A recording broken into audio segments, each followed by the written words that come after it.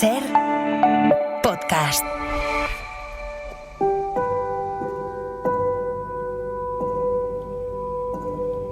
Sobre el legislador Licurgo, en conjunto, no puede afirmarse nada fuera de dudas, ya que su ascendencia, viaje y muerte, además de la actividad concerniente a sus leyes y a su labor política, cuentan con historias varias.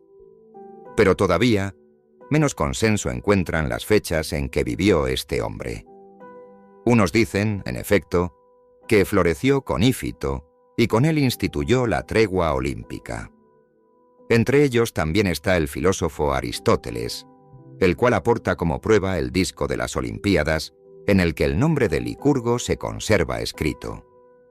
Otros, calculando la fecha con las listas de sucesión de los que han reinado en Esparta, como Eratóstenes y Apolodoro, la fijan no pocos años antes de la primera Olimpiada.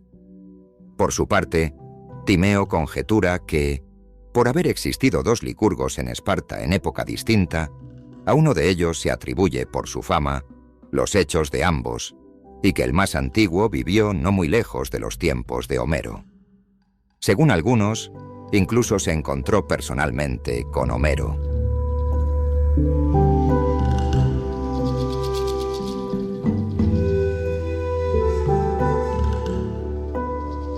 Yo cuando estudié en la Universidad de Valladolid hice mi memoria de licenciatura, mi tesina, sobre las fuentes clásicas, la visión grecorromana del mundo oriental en las fuentes clásicas, y me tocó leerme absolutamente todo.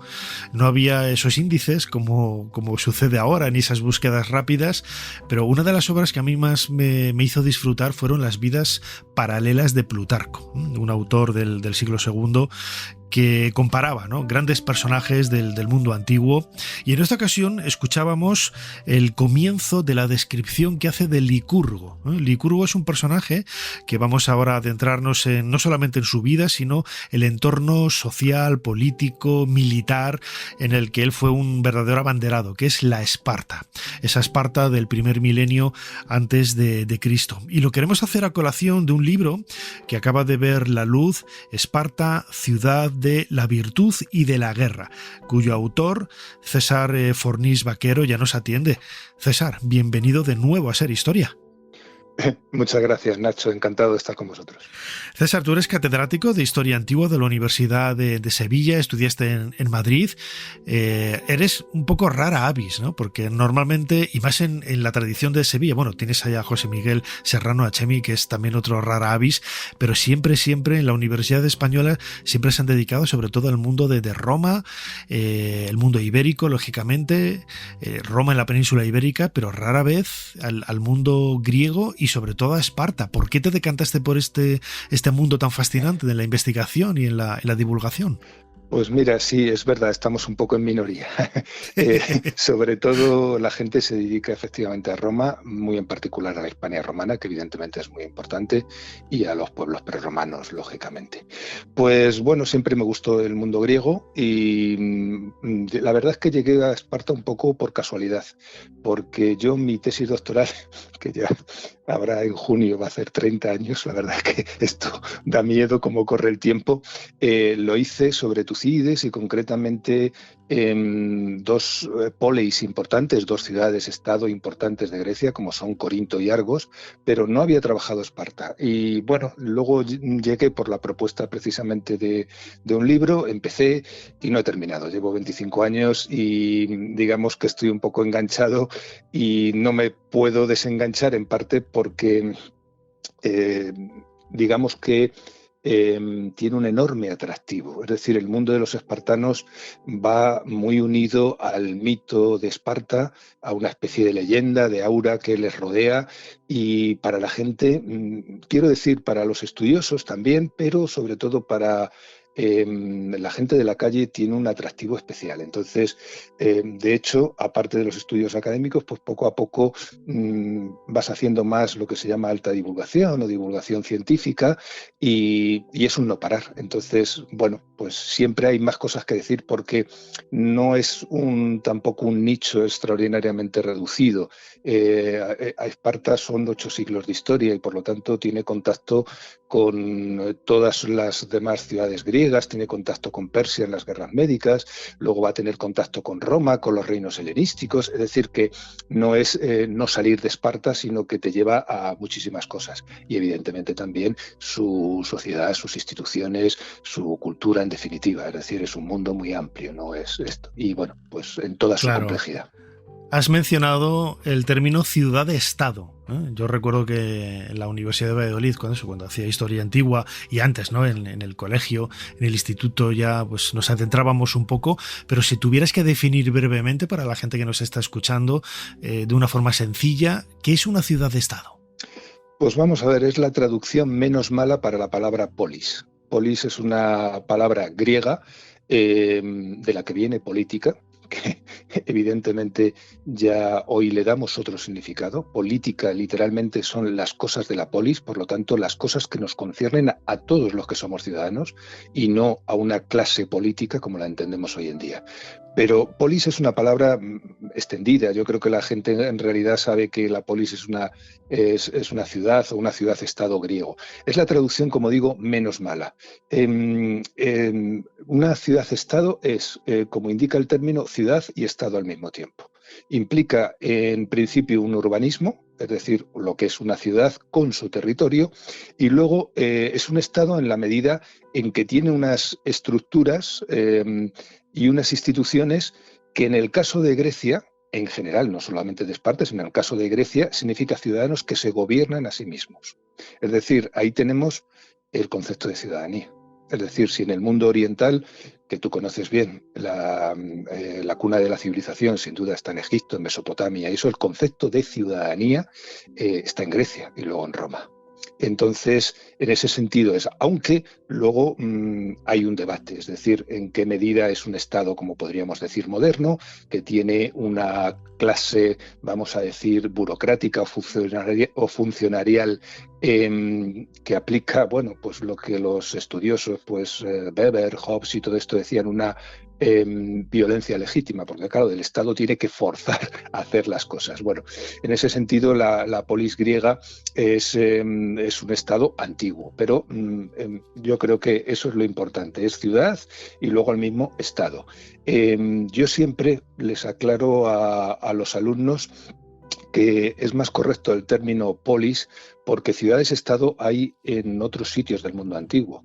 Entonces las tenemos desde los sumerios, eran también ciudades-estado, pero nos autogobiernan. Las tenemos en el mundo etruscos, las tenemos en el mundo fenicio, son ciudades-estado. No son, lo que ahí tenemos es una clase gobernante o un rey directamente. Aquí la diferencia es que, repito, y muy importante, son ciudadanos que se gobiernan a sí mismos. Si son pocos será una oligarquía, si son muchos una democracia, pero siempre son ciudadanos. Ciudadanos. Entonces hay que tener también los derechos de ciudadanía plena, claro, eso muchas veces se olvida. En el mundo antiguo estamos hablando de varones mayores de 30 años, con los padres que tienen la ciudadanía y por lo tanto se está excluyendo ya de entrada a las mujeres, más de la mitad de la población, se está excluyendo a los extranjeros, incluso extranjeros residentes, por supuesto esclavos, niños, en fin, era como una especie de élite en este sentido y la ciudadanía pues siempre era un privilegio. Fíjate, escuchándote y también a micrófono cerrado, ¿no? Comentábamos que la otra vez que te entrevisté hace unas temporadas aquí en Ser Historia, comenzábamos con un fragmento de esa película, ¿no? De los 300, hablando de Esparta. Siempre que pensamos en el mundo griego, Esparta está vinculada quizás a ese mundo más rudo, más violento, en contraposición a Atenas, ¿no? Que es el nacimiento, entre comillas, entre comillas no, nacimiento sí de la democracia, entre comillas, es lo que habría que entrecomillar. La democracia no es concepto de político y sin embargo podríamos decir que Esparta también fue una ciudad-estado muy sofisticada, muy avanzada y hasta, bueno, pues alcanzando límites cultos, ¿no? Que nada tenían que envidiar a cualquier otro lugar, a cualquier otra ciudad-estado o cualquier otro estado con mayúsculas del mundo antiguo.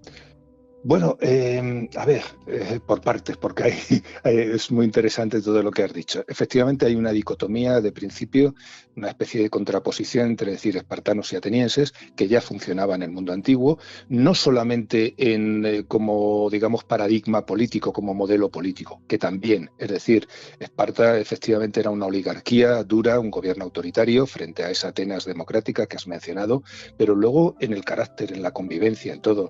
Los atenienses, está ya en Tucídides, son emprendedores, son activos. Eso les lleva a algo tan moderno, aunque el término soberanía, imperialismo es del siglo XIX, a crear un imperio por ese dinamismo en cuanto a conquistar territorios, ¿no?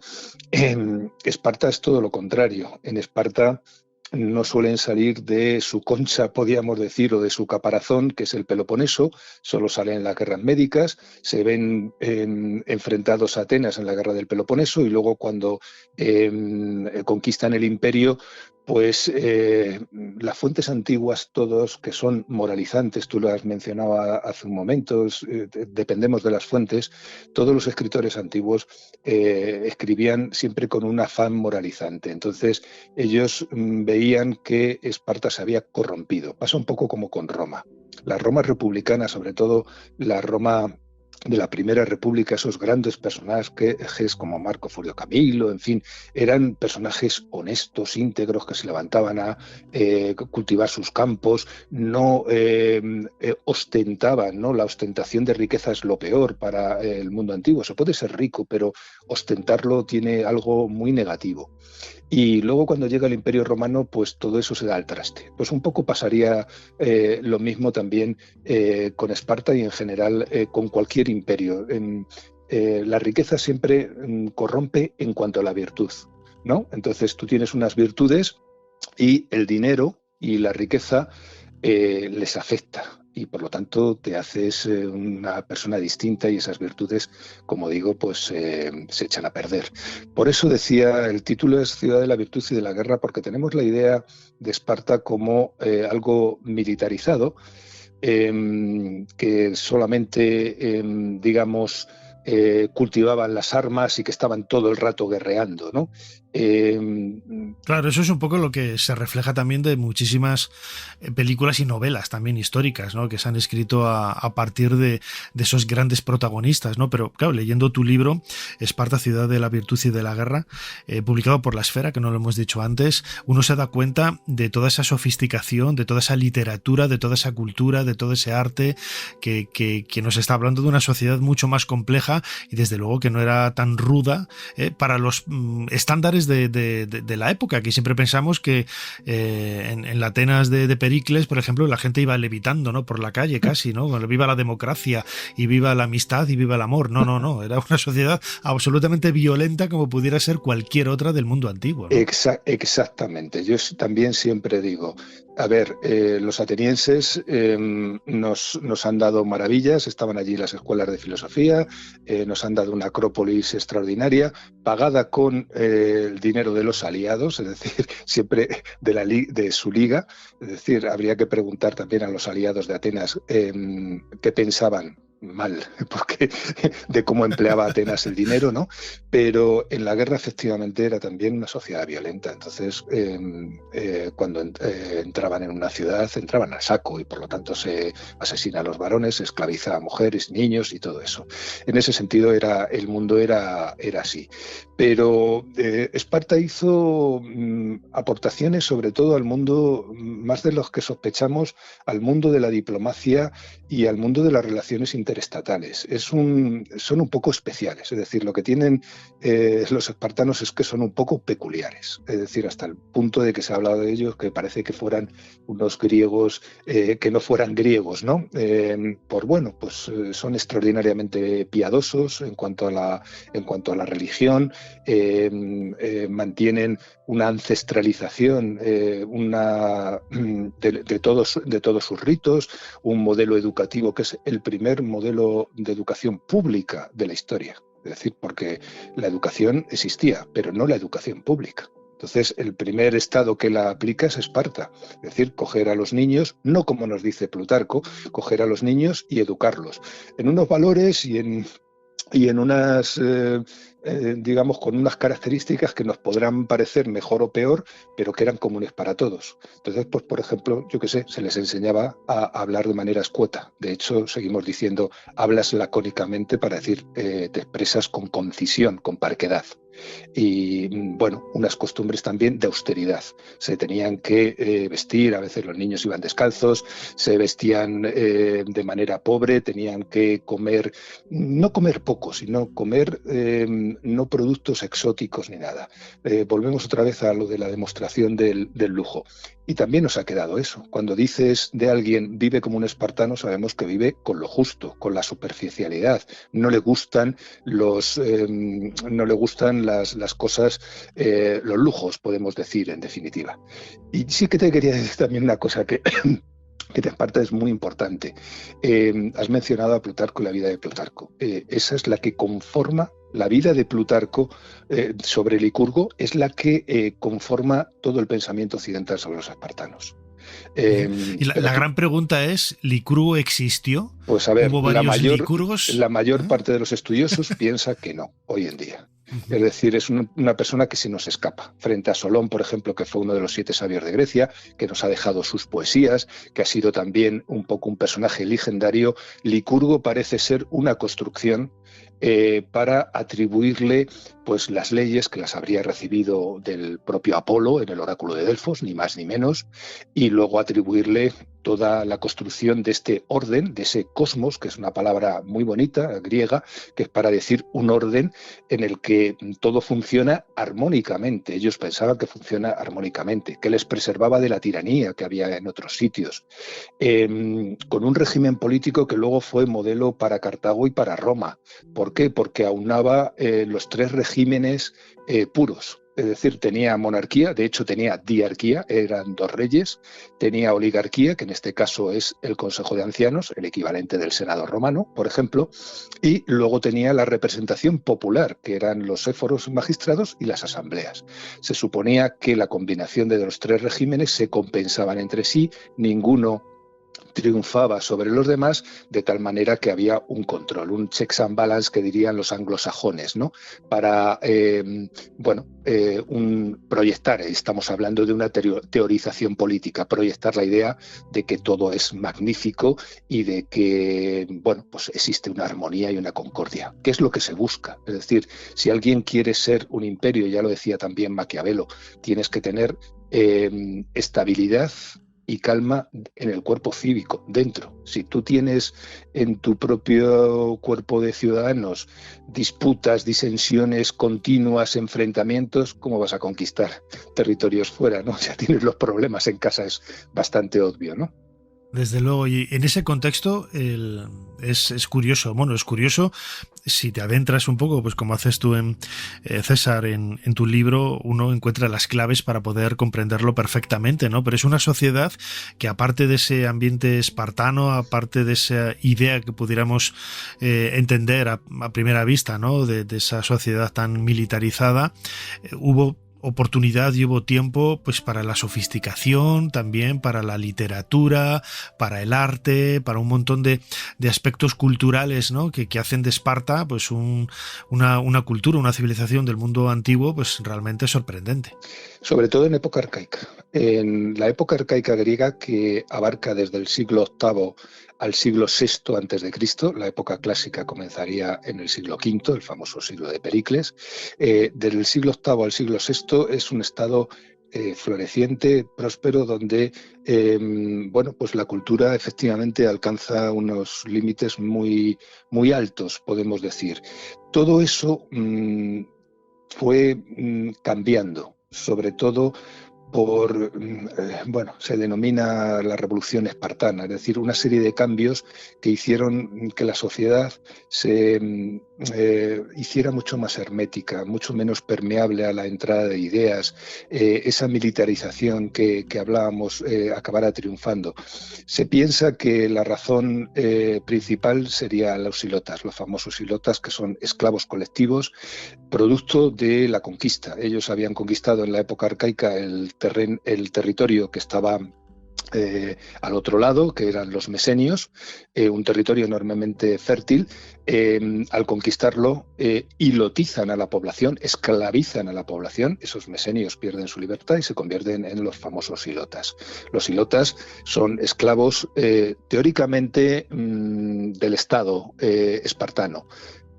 Hoy en día se piensa que en realidad, pues bueno, hay una especie de fachada que oculta el que existiera la propiedad privada, pero bueno, es un tema, digamos, sometido a todavía debate. Lo importante es que esos ilotas trabajan para sus dueños espartiatas y les liberan de las tareas mundanas.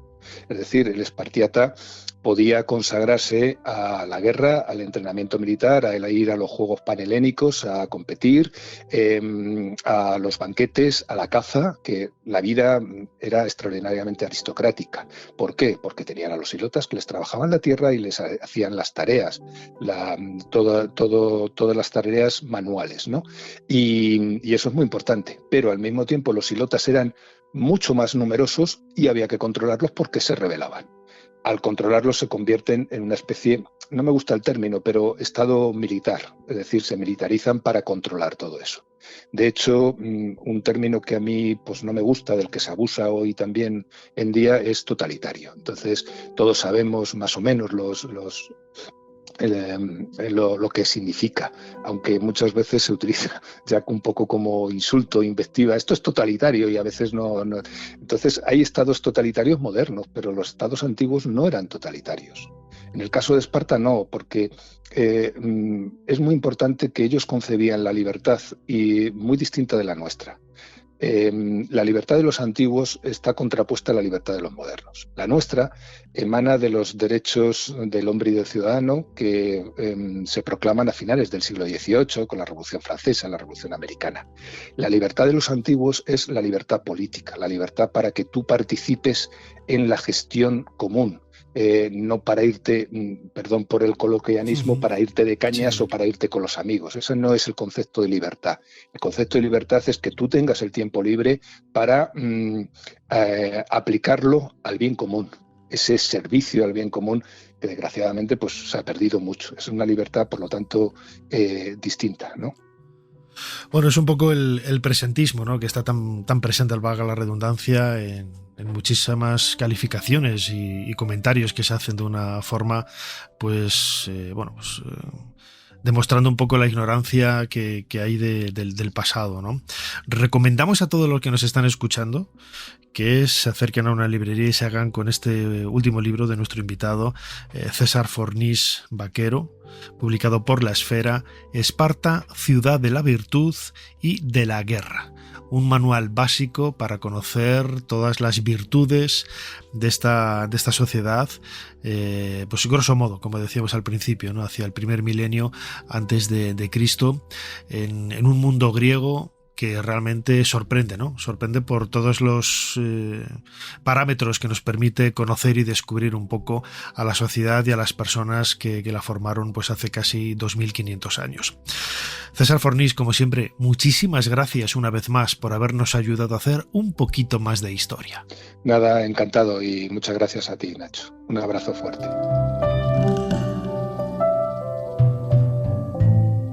Para no perderte ningún episodio, síguenos en la aplicación o la web de la SER, Podium Podcast o tu plataforma de audio favorita.